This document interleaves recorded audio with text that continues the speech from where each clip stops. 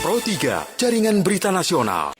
Ya, pendengar, seperti yang kami sampaikan tadi, bagaimana update terkini di Gunung Ilet Lewotolok yang saat ini berstatus siaga. Kami sudah bersama Kepala BPBD Kabupaten Lembata, Andris Koban.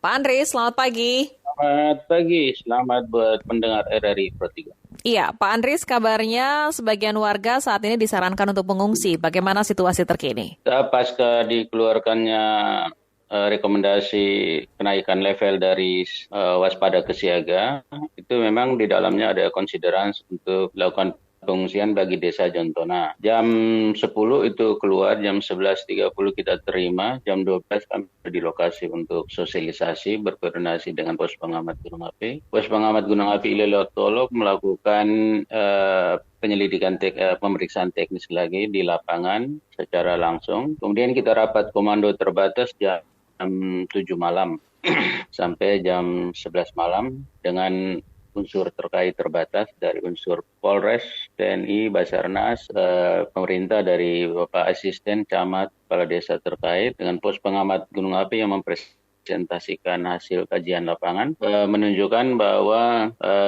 tidak perlu harus dilakukan pengungsian masif atau satu desa itu diungsikan. Sehingga kita melakukan membuka pengungsian mandiri dengan pengungsian terbatas.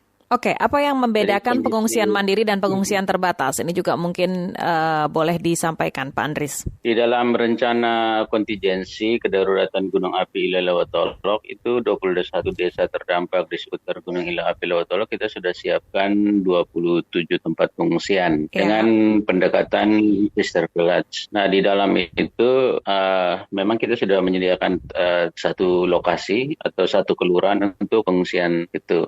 Nah, pengungsian mandiri itu maksudnya mereka dengan kondisi yang masih relatif terjaga, terkontrol. Mereka mengungsi di keluarga, di tetangga, atau mungkin di kota, mengungsi keluarga secara mandiri. Tapi kita, pemerintah juga menyediakan tempat yang memang sebagai tempat pengungsian yang istilah kami sini Lewokakan Lewoarin. Untuk terbatas itu maksudnya pengungsi yang dalam kategori kelompok rentan, yaitu lansia, ibu hamil, bayi, balita, difabel. Jadi yang terbatas, tidak seluruh warga desa. Oke, karena memang dalam kondisi tertentu yang berisiko itu ada dua desa, Desa Todanara dan Desa Jontona. Jontona yang direkomendasikan pengungsi, tetapi kita sudah bangun rantai komando dari kabupaten sampai ke desa, desa sampai ke RT, kemudian dilakukan piket dan rantai komandonya sudah diaktifkan, tim siaga bencana, Linmas semua.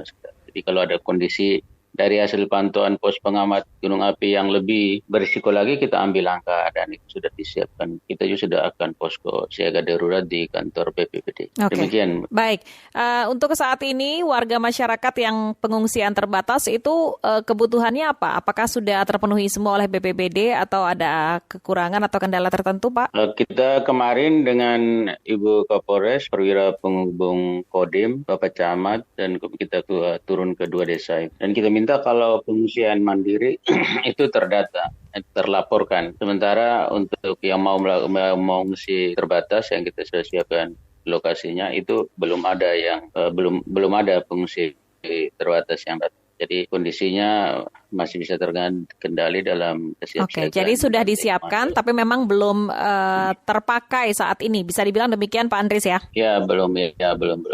Ya, nah melihat kemarin juga ada semburan lava, kemudian juga gempa masih terjadi ya, informasi dari PVMBG. Nah, apa yang kemudian disarankan juga selain warga masyarakat yang bisa melihat situasi untuk saat ini, apakah ada berbagai bantuan pangan atau dapur umum yang mungkin disediakan untuk kalau keadaan darurat terjadi begitu, Pak Andris? Ya, untuk kesiapan kabupaten itu logistik juga kita sudah kondisikan.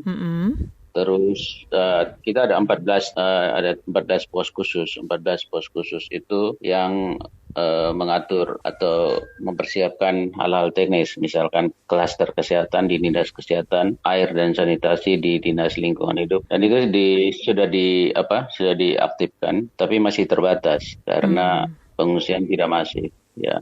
Baik, kalau begitu. Jadi kalau ada pengungsian itu rent ops-nya di dua desa yang akan menerima itu Todanara di Desa Merdeka, Jontona di Kelurahan Selandoro itu sudah dikoordinasikan dan desa penerima juga sudah siap. Baik, kalau begitu. Pak Andris, terima kasih banyak informasinya pagi hari ini. Kami nanti mohon update perkembangan di sana dan mudah-mudahan segala sesuatu dapat tertangani dengan baik. Selamat pagi, selamat bertugas kembali Pak Andris. Oke, terima kasih. Mohon doa dari pemirsa pendengar RRI Pro 3. Pro 3, Jaringan Berita Nasional.